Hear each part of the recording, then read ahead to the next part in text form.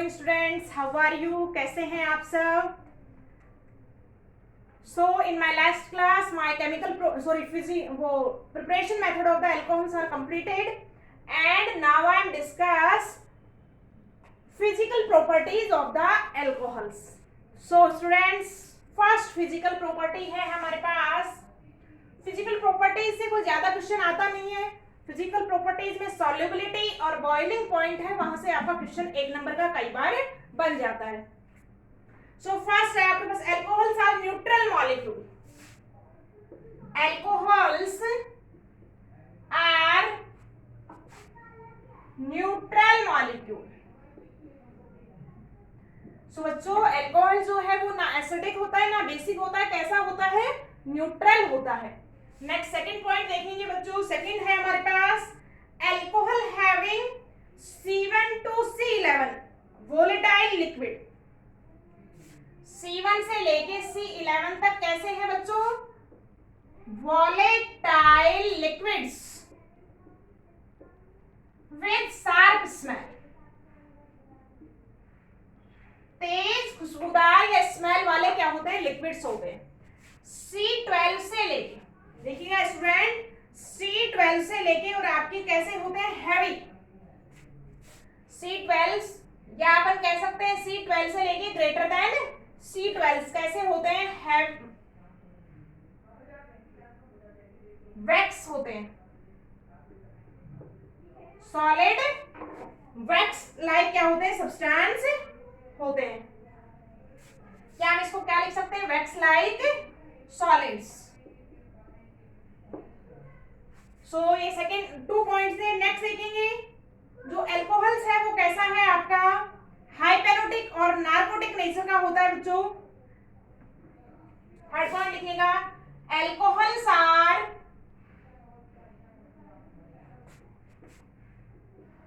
हाइपेनोटिक्स या narcotic nature.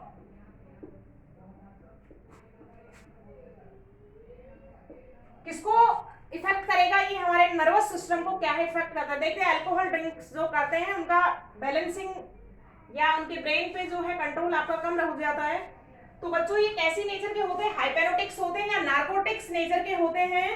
Relax the CNS and cause unconsciousness.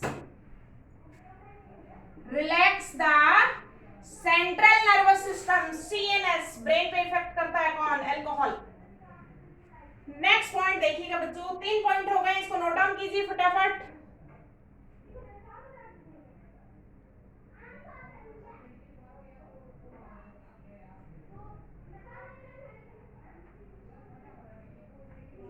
Next point है बच्चों solubility.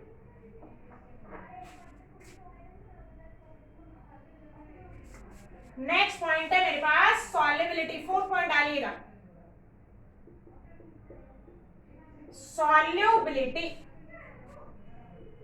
First point देखेंगे इसमें बच्चों, एल्कोहल्स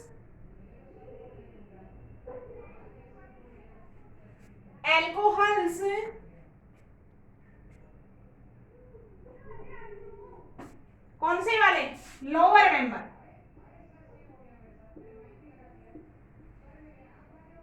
एल्कोहल्स कौन से वाले? Lower members are highly soluble in water. कोई बता सकता है किस कारण से soluble होंगे? Due to the hydrogen bonding. तो this is the reason. Due to the hydrogen bonding.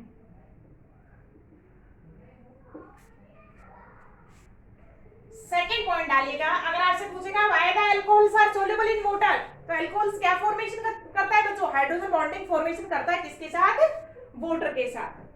Next देखेंगे आप जो आपका इन हायर एल्कोहल्स की बात करें, अगर ये तो बात थी लोअर मेंबर्स की.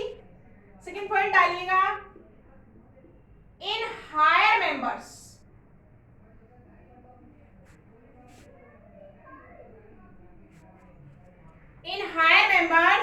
solubility is inversely proportional to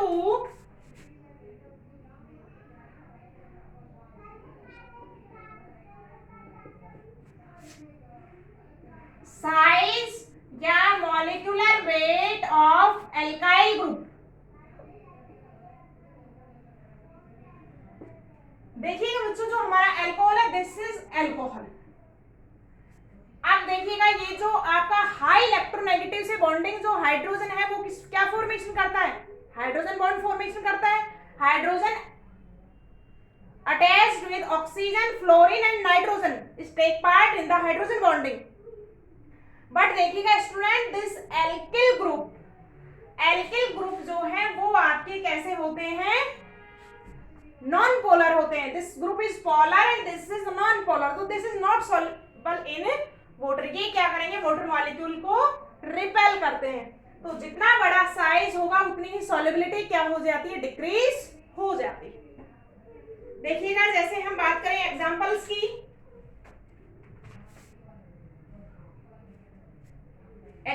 की, अगर आप ऑर्डर आपसे पूछता है, जैसे मैंने अल्कोहल बना दिया CH3OH, C2H5OH, C3H7OH, C4H9OH। Solubility order अगर आप देखें तो जैसे जैसे एल्किल चेन इंक्रीज होगी आपकी सॉल्युबिलिटी क्या हो जाती है, डिक्रीज हो जाती है। So note down the point students.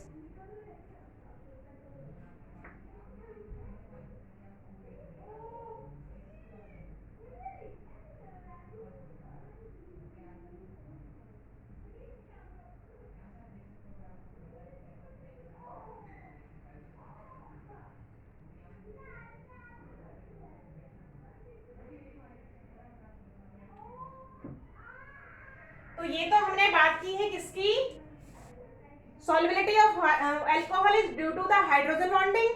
अब देखिएगा स्टूडेंट, जैसे जैसे चेन बढ़ेगी वैसे वैसे सॉल्युबिलिटी डिक्रीज हो जाएगी due to the increase in molecular weight या size of alkyl group. Next point देखते हैं, सॉल्युबिलिटी से रिलेटेड थर्ड पॉइंट की बात करते हैं। देखिएगा थर्ड पॉइंट है हमारे पास इन isomeric alcohols.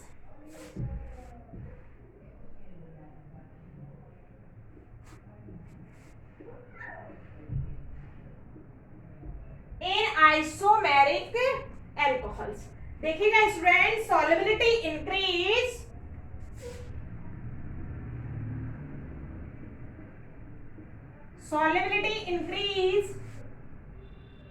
with increase number of side chain। या हम किसकी बात करें, ब्रांचेज। जैसे एग्जांपल देखिएगा, मैं आइसोमर्स बनाती हूं, मेरे पास एल्कोहल है ब्यूटेनॉल बच्चों, या आप पेंटेनॉल की बात कर सकते हैं, CH3 CH2 CH2 CH2 and CH2 OH, this is pentanol। Isomeric सब जानते हैं, कितने आइसोमर्स पॉसिबल हैं पेंटेनॉल के, 3 isomers are pentanol. This is N-pentanol,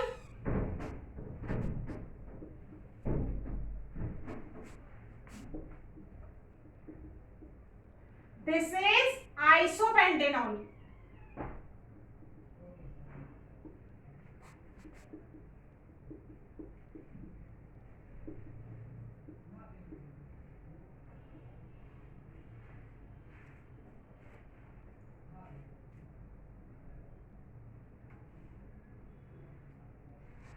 And this is neopentanol। सो बच्चों देखो क्या होता है, जैसे जैसे ब्रांचिंग बढ़ती है वैसे वैसे सरफेस एरिया क्या हो जाता है, डिक्रीज हो जाता है। और सरफेस एरिया आपका डिक्रीज हो जाएगा तो सॉल्युबिलिटी क्या हो जाती है। अब देखिएगा, जो रिपेलिंग ग्रुप है उसका साइज कम हो जाएगा तो रिपल्सन कम हो पाएगा, नॉन पोलर ग्रुप का साइज कम होगा तो सॉल्युबिलिटी क्या हो जाएगी, इंक्रीज हो जाएगी। तो this is the order of solubility. Reason क्या है बच्चों इसका, कि आप लेफ्ट टू राइट जाते हैं तो सॉल्युबिलिटी क्या हो रही है, इंक्रीज हो रही है।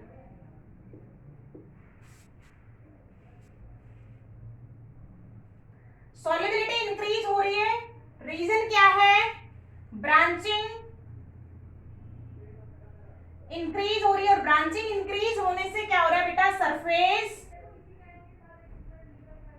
सरफेस एरिया क्या हो रहा है बच्चों, डिक्रीज हो रहा है। और रिपेलिंग ग्रुप का, रिपल्सन ग्रुप का जब सरफेस एरिया कम होगा, वो कम रिपेल कर पाएगा, तो सॉल्युबिलिटी क्या हो जाएगी, ऑटोमेटिक इंक्रीज हो जाती है। दोस्तों this is the solubility of isomeric alcohols. Note down this point.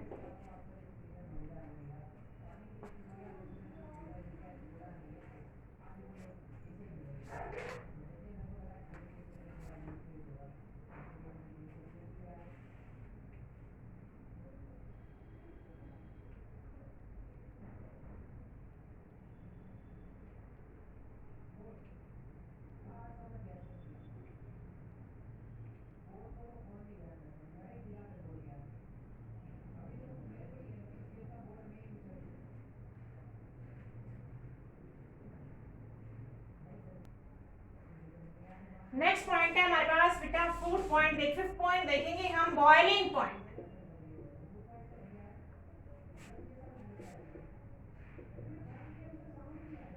Boiling point, इसमें फर्स्ट डालेंगे हम एल्कोहल को कंपेयर करते हैं किससे, हाइड्रोकार्बन्स। देखिएगा, alcohols have high BP as compare to hydrocarbons. First point देखिएगा, alcohols have high BP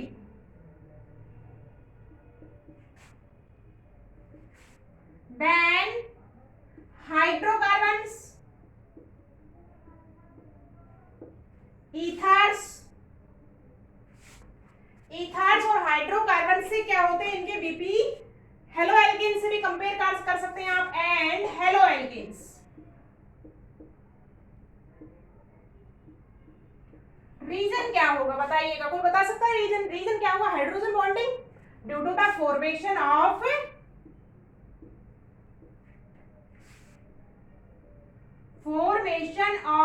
hydrogen bonding. तो हाइड्रोजन बॉन्डिंग की वजह से इसके जो बीपी है वो क्या हो जाएंगे, इंक्रीज हो जाएंगे। देखिएगा, एमपीबीपी जो है एक्स्ट्रा बॉन्डिंग की वजह से क्या होते हैं, बढ़ते हैं। मॉलिक्यूल के अंदर जितनी क्लोज पैकिंग होगी, एक्स्ट्रा बॉन्डिंग होगी, उतने ही मॉलिक्यूल्स को डिसोसिएट करना क्या होगा, मुश्किल होगा। सेकेंड पॉइंट आप देखिएगा, सेकेंड पॉइंट है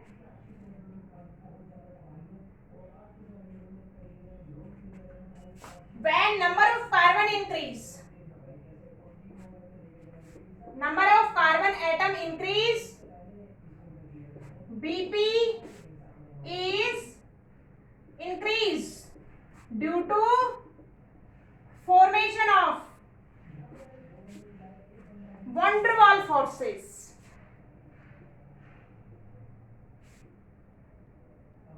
van der Waals फोर्सेस, देखिएगा जैसे जैसे चेन बढ़ेगी वैसे वैसे क्या होगा, नॉन पोलर ग्रुप में एक्स्ट्रा बॉन्डिंग आने लग जाएगी, कौन सी, van der Waals फोर्स। और van der Waals फोर्स बढ़ेगी तो बीपी क्या हो जाता है बच्चों, मॉलिक्यूल्स के इंक्रीज। जैसे देखिएगा, CH3OH, C2H5OH greater than C37OH और ग्रेटर देन C4H9OH। तो ये था हमारे पास किसमें, चेन इंक्रीजिंग में। अगर आप बात करते हैं किसकी, आइसोमर्स की, थर्ड पॉइंट देखिएगा, इन आइसोमेरिक एल्कोहल्स, थर्ड पॉइंट देखिएगा बच्चों, इन आइसोमेरिक एल्कोहल्स क्या होगा, जल्दी सोच के बताइए। आइसोमेरिक एल्कोहल्स में क्या होगा, सरफेस एरिया, ब्रांचिंग क्या होगी बेटा, इंक्रीज।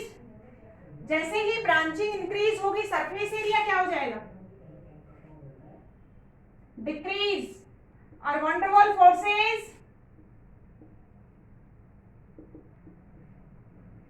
क्या हो जाएंगे, डिक्रीज। मॉलिक्यूल्स के अंदर लगते हैं फोर्स, डिक्रीज हो जाएंगे। सो बीपी इज ऑल्सो डिक्रीज। तो ब्रांचिंग जैसे जैसे बढ़ेगी वैसे बीपी क्या हो जाते हैं बेटा, डिक्रीज हो जाते हैं। तो ये हमारे पॉइंट थे related to physical properties of alcohols.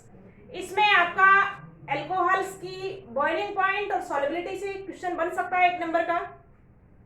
तो हम इसको थोड़ा आसानी से आराम से देखेंगे। ऑर्डर आपसे पूछ सकता है, रीजन पूछ सकता है, हाइड्रोकार्बन से कंपेयर करवा सकता है, अल्कोहल्स हेलो एल्केन्स से कंपेयर करवा सकता है। Haloalkanes have higher BP, sorry, alcohols have higher BP as compared to haloalkanes. Why?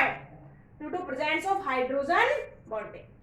So in next class, friends, I am studying chemical properties related to alcohols. All the best, students. Note down the topic.